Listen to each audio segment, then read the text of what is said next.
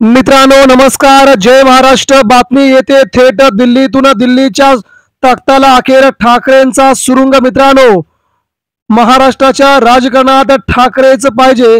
ठाकरेंची बोट धरण्याची आता वेळ आली. उद्धव ठाकरेंना जवळ करण्याचे आदेश. केंद्रातील भाजपला सर्वात मोठा तगडा झटका. केंद्रातील भाजपची सत्ता उद्ध्वस्त होण्याच्या मार्गावरती. ठाकरे वाचवणार का सत्ता? मित्रांनो, बघूया महत्वाचा आजचा असलेला हा अतिशय मोठा रिपोर्ट.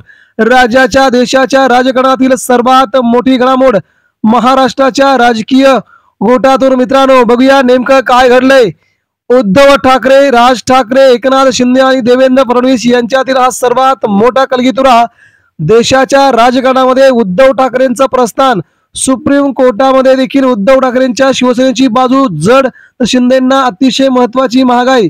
मित्रांनो, या सगळ्या गोष्टींचा उहापोह बघूया महत्वाच्या या रिपोर्टमध्ये. देशाचं राजकारण मित्रांनो ठाकरेंच्या भोवती आज नव्हे तर गेल्या 30 वर्षांपासून फिरत आहे. ठाकरेंना सोबत घ्या. ठाकरेंशिवाय पर्याय उरला नाही तरच केंद्रातील सत्ता उरते. भाजप अतिशय नतमस्तक होण्याच्या मार्गावरती. कुणाच्या पायावरती? तर शिवसेना पक्षप्रमुख उद्धव ठाकरे यांच्या चरणी. मित्रांनो, नेमकं काय घडलंय. शिवसेना उद्धव ठाकरे हे सध्या इंडिया आघाडीमध्ये आहेत. इंडिया आघाडीची बाजू अतिशय मजबूत बनत चालली असून इकडे नरेंद्र मोदींनी आपला नुकताच 75वा वाढदिवस साजरा केला आणि निवृत्त होण्याच्या मार्गावरती नरेंद्र मोदी आहेत असं सध्या समजलं गेलं. इकडे राहुल गांधींनी मतचोरीच्या मुद्द्यांवरती भाजपा सगळी 100% बॅकफुटवरती फेकल्याचं चित्र उभ्या देशात निर्माण झालंय. आणि दुसरीकडून मित्रांनो, राहुल गांधींना मित्र पक्षाकडून, कुणाच्या? भाजपच्या मित्र पक्षांकडून राहुल गांधींनाच ऑफर येऊ लागली आहे. राहुल गांधी त्यांना ऑफर देण्याच्या ऐवजी तेच नेते राहुल गांधींच्या जवळ जाऊ लागले आहेत. आणि इंडिया आघाडी जवळजवळ 330 पार होण्याच्या मार्गावरती.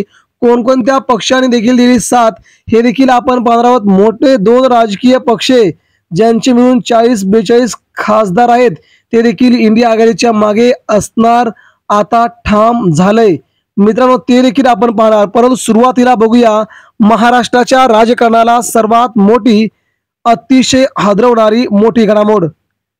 मित्रांनो, शिवसेना पक्षप्रमुख उद्धव ठाकरे, भाजपा यांच्यातलं राजकारण आपल्याला गेल्या 5 वर्षांपासून माहीत आहे.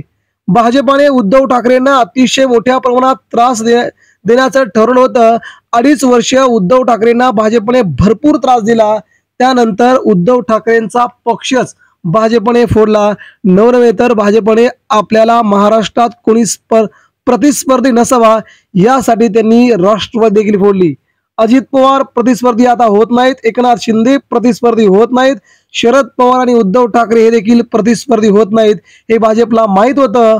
म्हणून महाराष्ट्राच्या राजकारणाचा संपूर्ण चोथा करून टाकला आणि या महाराष्ट्राच्या राजकीय क्षेत्रावरती भाजपने कमाल केली. सगळेच पक्ष फोडले. सगळ्यात मोठा पक्ष भाजपा झाला. या बाकीच्या पक्षांना कळायला पाहिजे की आपलं राजकारण संपत आहे. शिंदेंना, अजित पवारांना समजायला पाहिजे की आपण इथे काय करतोय. आपला पक्ष संपत असताना आपल्या आमदारांवरती, आपल्या मंत्र्यांवरती भ्रष्टाचाराचे दररोज आरोप होत असताना आपण सत्तेमध्ये का राहायचंय? भाजपच्या विरोधात सर्वांनी एक मोठ बांधायला हवी असं त्या लोकांना वाटते. मात्र पुढे यायला कोणीच तयार नाही. इकडे मात्र मित्रांनो, उद्धव ठाकरेंना जवळ करण्याचे आदेश आता भाजपला द्यावे लागत आहेत. ठाकरे असले की केंद्रातील, राज्यातील सत्तेला कोणी हात लावू शकत नाही हे भाजपला पुरेपूर माहीत आहे. ठाकरे म्हणजेच महाराष्ट्र असं देखील भाजपला माहित आहे. परंतु एकनाथ शिंदेंना आणि अजित पवारांना दोघांना एकत्र केल्यानंतर देखील ठाकरेंची जागा हे दोघेही भरू शकत नाहीत हे आता भाजपला जवळजवळ समजलंय. विचार वेगळा, सगळंच वेगळं. यामुळे भाजप आता या दोन्ही पक्षांना बाहेरचा रस्ता दाखवण्याच्या तयारीमध्ये आहे. आणि हीच राजकीय गेम मित्रांनो भाजपने गेल्या कित्येक दिवसांपासून करण्याचं ठरवलं होतं. आणि आता भाजपच्या केंद्रीय नेत्यांना देखील उद्धव ठाकरे हवे आहेत. केंद्रातील बहुतांश नेत्यांनी आता भाजपची साथ सोडायचं ठरवलंय. भाजपचे जे जवळचे मित्र होते त्यांना संपवण्यासाठी भाजपा काम करते हे आता त्यांच्या विधानसभेच्या निवडणुकीच्या वेळेस त्यांना समजायला लागलंय. नितीश कुमार असो, चंद्रबाबू नायडू असो, इकडे एकनाथ शिंदे असो, या तिघांच्याही पक्षांना भाजपा कुरतडून संपवण्याच्या मार्गावरती आहे, हे आता यांना समजायला लागले. त्यामुळे भाजपसोबत युती करून सध्या हे सगळे पक्ष पछतावले आहेत. मग आता उद्धव ठाकरेंना केंद्रातील सत्ता वाचवायची असेल तर उद्धव ठाकरेंसोबत करावं लागतंय. भाजपला पुरेपूर माहित आहे, जर भाजपच्या हातून केंद्रातील सत्ता गेली तर भाजप देशासह राज्यासह कुठेच राहणार नाही, हे देखील उद्धव ठाकरेंना चांगलंच माहित आहे. त्यामुळे उद्धव ठाकरे सहजासहजी तिकडे जातील असं वाटत नाही. पण दुसरा एक गेम महाराष्ट्राच्या राजकारणात झालाय, तो म्हणजे मित्रांनो, भारतीय जनता पार्टी आणि एकनाथ शिंदे यांचे शिवसेनेमध्ये खूप मोठं वितुष्ट चालू झालंय. आमदारांच्या संख्येवरून, आमदारांच्या बंडखोरीवरून, आमदारांच्या फोडण्यावरून भाजपा शिंदेगडातील आमदार फोडण्याच्या तयारीमध्ये आहे. भाजपला स्वबळावरती सत्ता स्थापन करण्यासाठी 15 ते 20 आमदार हवे आहेत आणि भाजप आता त्या आमदारांना घेऊन जाऊ शकते असा संशय सध्या शिंदे गटाला आल्याचं समजतंय. दुसरीकडे मित्रांनो, केंद्रातील नितीश कुमार आणि इकडे चंद्रबाबू नायडू यांनी साथ सोडली तर भाजपचं काही खरं नाही. भाजपाची सत्ताही जाते, भाजप नरेंद्र मोदींची खुर्चीही जाते, भाजप उघड्यावर देखील पडू शकते.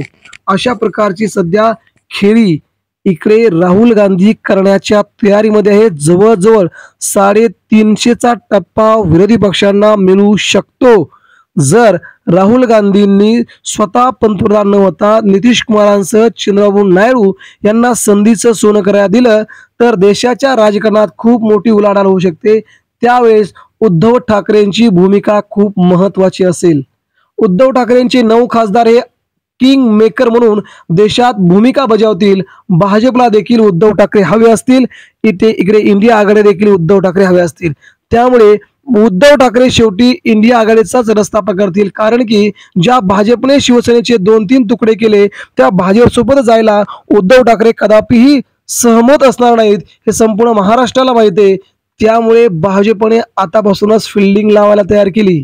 उद्धव ठाकरे यांना फोनाफोनी करा, उद्धव ठाकरेंना भेटा, उद्धव ठाकरेंवरती कमी टीका करा, अशा प्रकारच्या काही वल्गना भारतीय जनता पार्टीकडून केल्या जात आहेत. आणि अशाच वेळेस मित्रांनो, केंद्रातील सत्ता गेल्यानंतर महाराष्ट्रात देखील देवेंद्र फडणवीस यांना वरती घेण्याचा सध्या प्रयोग भाजपा करू लागले आहे. त्यानंतर एकनाथ शिंदेचा संपूर्ण गट भाजपात विलीन होण्याच्या मार्गावरती आहे. संपूर्ण प्लॅनिंग झाले, फिल्डिंग लावली आहे. पण कोणकोणते आमदार आता काही नको म्हणतायत, काही आमदार जायचं म्हणतायत, त्या सगळ्या आमदारांना घेऊन भाजपा मोठा राजकीय गेम करण्याच्या तयारीमध्ये आहे. त्यामुळे आता एकनाथ शिंदे नको आणि अजित पवार नको, पाहिजे तर आता ठाकरेच असं सध्या भाजपला वाटू लागलंय, भाजपच्या कार्यकर्त्यांना वाटू लागलं आहे. यामुळे ही राजकीय गेम सध्या नेमकी कुणाची होते, अजित पवारांची, शिंदेची की भाजपची, येणारा आगामी काळच ठरवेल. मात्र मित्रांनो बघा, कर्माची फळं किती असतात भयंकर, की आपण ज्या प्रकारे कृती करतो त्या प्रकारे आपल्यावरती मोठं संकट येऊन राहतं. तर त्या संकटांचा सामना करायला आपण गंभीर नसतो, परंतु ते संकट आल्याच्या नंतर आपल्याला खूप मोठा धक्का बसू शकतो.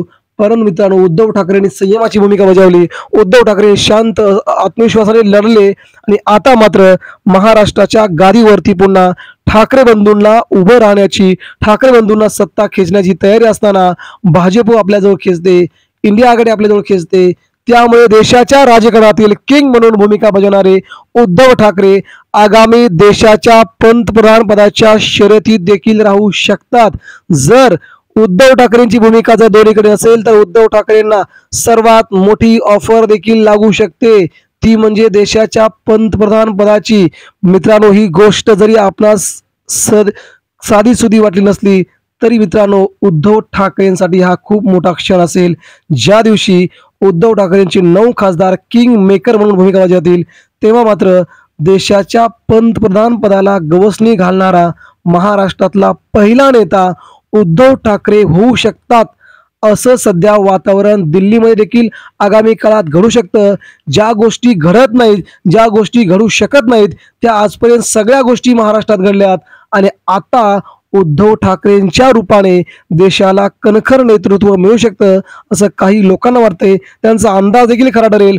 पण मित्रांनो, आगामी काळामध्ये शिवसेना पक्षप्रमुख उद्धव ठाकरेंना खूप खूप मोठा लढा देणारा भाजपा आता मात्र संपूर्णपणे ठाकरेंच्या चरणावरती लीन झाल्याचं यावरून तरी पुन्हा एकदा सिद्ध होतंय. मित्रांनो, आपणास काय वाटतंय? आपण जर कडवट शिवसैनिक असाल तर आपणाला उद्धव ठाकरेंच्या विषयी आपल्या मनातलं एक कमेंट खाली व्यक्त करा. शिवसेना पक्षप्रमुख उद्धव ठाकरे किंवा युबीटी असं लिहून तुमच्या गावाचं नाव लिहायला विसरू नका. मित्रांनो, धन्यवाद. जय हिंद.